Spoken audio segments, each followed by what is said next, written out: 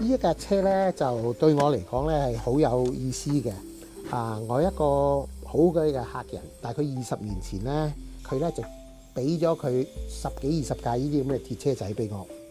咁然之後咧，佢自己冇嚟到，因為佢嗰時已經好病。但係佢妹妹帶佢呢啲車嚟嗰時咧，佢話我哥哥話即係唔好浪費咗佢，因為佢去嘅地方佢唔需要啦。佢話最緊要咧做人咧爭取唔好浪費啲時間。咁所以咧，我依架車我等咗喺嗰度上邊咧成20年。我而家都好開心，個原因咧，因為咧我個人咧好樂觀嘅。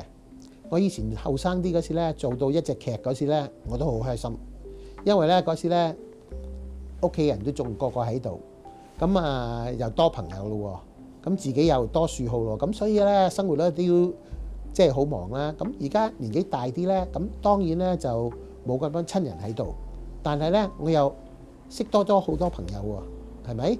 咁加上咧而家又學多咗好多嘢，咁所以而家咧嘅嗜好咧就越嚟越大。咁所以咧，我覺得咧退休咧就係一個機會。你做工做咗咁耐，而家咧有嗰個機會咧，可以唔使花咁多時間去做工去求生。而家咧就係欣賞自己中意做、想去做嗰啲嗜好咧，而家去爭取佢。